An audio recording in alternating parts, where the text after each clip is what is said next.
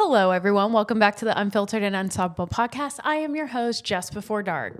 So today I wanted to touch on something because I had a conversation with my daughter earlier this morning. She came to me and said, hey, she plays the recorder, right? They're in the third grade. They're playing the recorder. We all played the recorder when we were in the third or fourth grade. I swear to God, everyone gets handed one and they're like, hey, this is your introduction to music. This is going to change your life. And it's like, no, it's not. It's not a real fucking instrument, but whatever. It is what it is. So she's been playing the recorder all fucking year.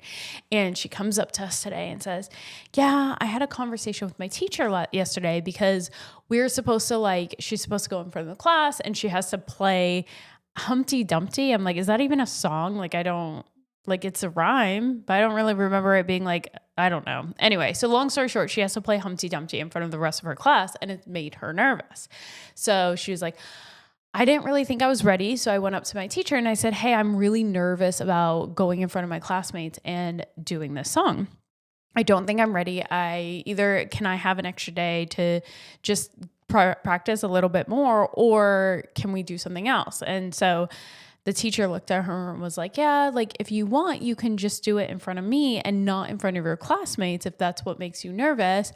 And we can get you graded like that instead. And so Kels was like, yeah, heck yeah, let's go. And so I guess she did the thing in front of her teacher and she did just fine. And she was pumped for that. So I, at the time, did not know she had already done it just in front of her teacher and not the class. And so as she was telling us the story, though I was proud of her for voicing when she felt uncomfortable to her teacher, because right now we're working on actually speaking up when you have something that you need to speak up on.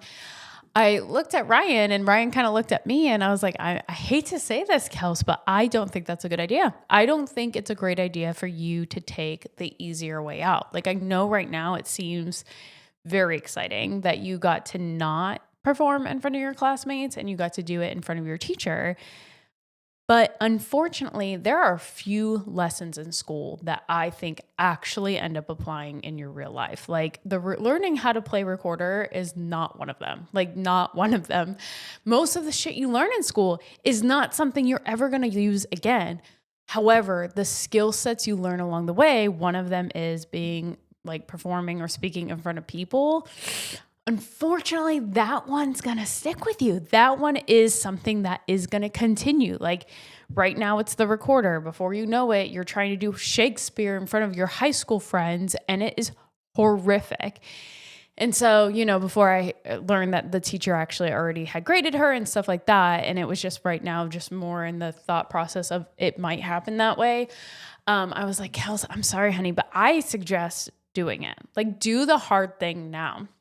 And I was trying to explain to her, it's this is not something that's going to be able to just you can't turn your back on this one. This is a fear you have, and it's a rational fear. A lot of people hate performing in front of other people.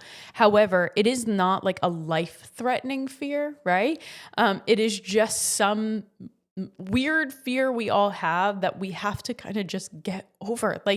You got to get over it. And the only way to get over it is to do the fucking hard thing you don't want to do. And so, her and I kind of talked more. I was like, it's kind of imagine you're running, right? And we run together and you run a mile and it looks good. You're like, this is fine, whatever. Then it comes up for time for you to run 5 miles and you're like, I don't want to do that. I don't want to do it. I don't want to do it. And so someone's like, you know what, Kels, don't run 5 miles. And you're sitting there and you're like, hell fucking yeah, I just won the lottery. I don't have to run the 5 miles. But then a little bit later, you then all of a sudden have to run 10 miles and there's nothing you can do about it. You have to do it. And it's you skipped a major milestone. And at the time it felt good. It felt good, right? But in the long run, it hurt you because you were no longer ready for the next milestone. And I think we do that a lot in life, that we are handed opportunities to do the hard thing. And in the moment, it fucking sucks. We don't want to. I don't want to do the hard thing right now. And so we find ways to not do the hard thing right now. And all it fucking does is set us up for failure for the next hard thing we have.